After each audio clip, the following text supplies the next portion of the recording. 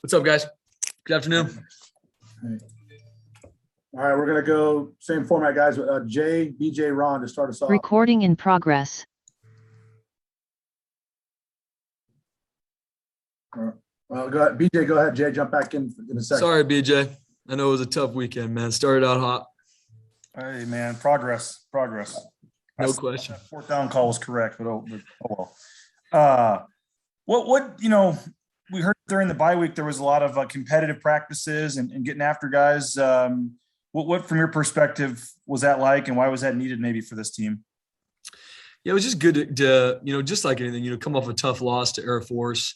And, the biggest thing that we're trying to grow our guys, there's a lot of things, but one of the things is just that competitive mindset that no matter what, you compete with yourself first.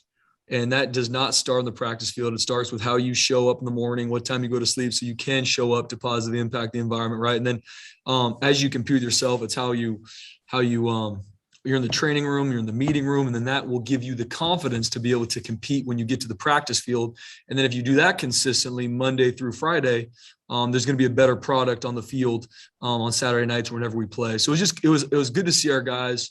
We watch the film, we correct it, we learn and grow on some things that is what we wanted to do and some things that obviously were not what the plan was, and to see how we need to, nip those in the bud and get those things fixed and see them come out and compete the way they did was awesome to see. And I think we took a big step as a team. Andy's told us a lot about just trying to reestablish the foundation and what it means to be a Bronco and, not being late for meetings and how you practice and watch film and all that stuff. And just talking about how that needed to improve, I guess. You've been here a couple of years now. What do you see from that perspective in terms of that dropping off, or what was that not emphasized under the previous staff more? What do you, as someone that's been a holdover here the last couple of years, why have you seen that be a big emphasis? I think just like anything, BJ, it's always going to be something that you're going to need to emphasize and continue to work on, because at the end of the day, how you do one thing is how you do everything. And as we teach these young men, these 18 to 22, and even coaches, on what it looks like to compete, what it looks like to live this life and this model we want, the discipline, toughness, living with respect, like those are the main things we talk about. It's something that you're just consistently hitting. And there'll be times when, a young man does it well, and then you got to bring him back in and he needs to grow in it because he made a mistake in that situation. So, we got really good kids that want to be great on and off the field. And to answer your question, BJ, it's just continually showing them that just because something doesn't go right wherever, on the field, in the classroom, you go right back to the things that you can control, which are how I show up in the morning to positively impact the environment. Am I doing everything I need to do? If I'm doing my 1/11th, then the rest of it's going to take care of itself. So I don't see this something in regards to, bad, good, drop off. It's something though that we are always going to be on our guys with, because it shows up. If you have a team that is very disciplined and handles their business on and off the field, and all 105 are involved in this, you're going to be a good team, and you're going to be a team that can, figure out a way to not make the mistakes that we've made on all sides of the ball. And it's been cool to see our guys growing, especially with some guys having to step into roles, BJ, that, going into the season, they probably thought they might not play a lot. And now they are seeing them like, this is what it takes to get yourself prepared for when you are the guy. So it's been cool to see our guys growing that. We obviously got a long way to go. Thanks, man. Rock chalk. Thanks, BJ. Hey, Spence. What's up, Jay? Spence, your defense, we have seen them be really, really good at times this year, and we've seen them struggle a little bit at times this year. You look at Air Force, you look at Oklahoma State, and those first halves were a little troublesome, and then the second half, both of them were about as much as you probably could hope for against those two offenses. So I know kind of the $1 million question, but how can you get that out of your guys from the jump for a full game? Well, and you're 100% right, Jay. And that's something that as a coaching staff, last week we used the whole time to self-scout. So you're looking at the schematics, you're looking at the fundamentals and techniques, you're looking at how we install. We're really, and Coach Avalos does a good job. We're pulling everything back. Like, what are ways, first and foremost, us coaches, me included, can be better to help our guys. And a big part of that is, the first half. And for us, it's the more you look at it, there's a mental error here, a mistake here, a missed assignment here that leads to scores that leads to us not playing well in the first half.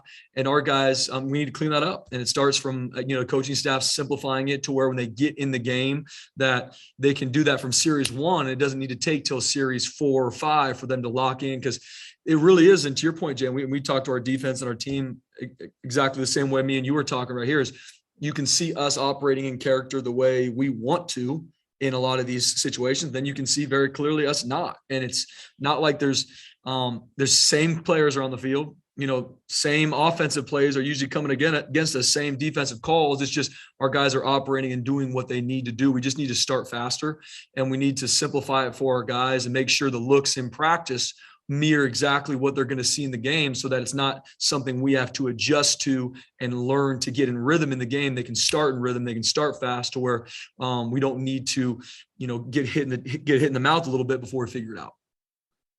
I know this is a tough one for you to single anybody out, but who is a guy that, even more so than just providing numbers for you, is a guy that you've been able to kind of lean on your defense, and the guy that you point to during this time where your guys are trying to, reestablish the foundation and say, that's how it's done? No, it's a great question, Jay. And you're 100% right. It's going to be impossible for me to single out one, just because, my heart for these players. So you know me too well, but a couple guys that have just been awesome and holding the standard and continue to pull guys with them and understand that, we're going to love you, but there's a way we're going to do this. And there's only one way we're going to do it. And we're going to do it together, and getting everybody in line. And first and foremost, obviously, Kekala Canillo has been huge with it, setting the standard and how he operates. He's been doing it for a long time, and he's continuing to be that leader for us. Riley Wimpy's another one in regards to, hey, we're all in this thing together, but there's a way of doing this. And we're not even just talking about the practice of the game field. It's how you prep, how you're in the training room, how you go to class. Like, there is a way that you need to operate to be a part of this football program. This is what it looks like. And one that's really stepped up over the past really couple months, Jays, is Tyreek Jones. And Tyreek Jones has really taken a step in his leadership capabilities. The team looks up to him. He's obviously a really good football player for us, has some room to grow, but it's been cool just to see him take steps in his leadership ability and how vocal he is in the field when, a player on the field maybe doesn't do something he needs to do, from pursuit, tackling, or, just a schematic error. And Ty Jones will be one of the first ones to make sure he knows, like, hey, this is the standard. This is what you need to do. We need to get this fixed. And when it comes from a player, it's obviously even way more important than coming from a coach. It's that peer-to-peer interaction, player-led teams and an elite team. And it's cool to see these guys step into those roles. So I apologize I couldn't single out one, but I'd say those would be the three that I've really, leaned on a lot, and our coaching staff has been able to lean on to continue to pull guys in the right direction. Obviously, Scott Matlock, Dimitri, Shane, I can go on. These guys are continuing to do the same thing, but those guys have really showed up. Spencer, thank you. Thanks, Jed. Appreciate it. Spencer, as you look at Colorado State's running game, what stands out about them on film? Yeah, they do a great job. Obviously they got some really good personnel. They've got really good tight ends. Their tailbacks are very smart downhill runners. And, my hat's off to their offensive scheme, their offensive coordinator, the head coach, because they, very similar to other schemes, they put you in conflict with the different sets they give you, the different long edges. They use tight ends in multiple ways. They use different fly motions or alignments and shifts to try and get you away from playing with great eye control and seeing what your keys are telling you. And so up front, they also got a good O-line. So it complements each other. Then off of these run schemes, they have these gap schemes, these zone schemes.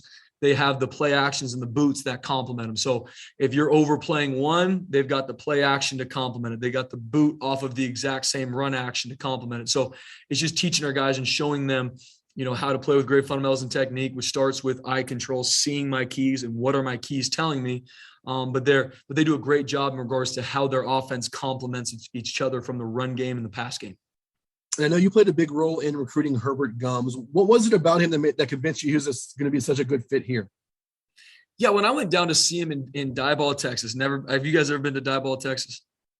I've been near it, but nowhere, not there. I obviously had to Google it just to figure out where it was. It's about, hour and a half, 2 hours out of Houston. And, watching his film, when he was a sophomore, he was a 265-pound running back and was just very intrigued with how athletic this young man is. He's got tough upbringing. Hurricane Katrina was tough on his family, had to move around. Not going to get into a lot of that, but he had just been through a lot, and being able to get to know him, get to know his coaches, and seeing him still be consistent in the classroom, still be a guy that shows up with a smile on his face. I mean, when you guys talk to Herb, he's not going to say much, but he's yes, sir, no, sir. He does what he's supposed to do. He has a good attitude. And so those things really jumped out about me. And then going and seeing him and just getting to know him on a deeper level was just understanding that this would be a good fit for him. And obviously his athletic ability and how explosive he is, how strong he is. Obviously my heart breaks that he had the injury last year, but just seeing him be able to slowly come out of that and get to where he's healthy. I really believe the sky's the limit for him if he continues to grow and develop the way he has. And Coach Kagi and his staff has done a great job with Herb, because I mean, he is a very explosive athlete that just needs to continue to grow in his fundamentals and technique, but he's going to be a really good player in the long run for us. Thanks, man. Thanks, Ron. Let's go, Mike and Will.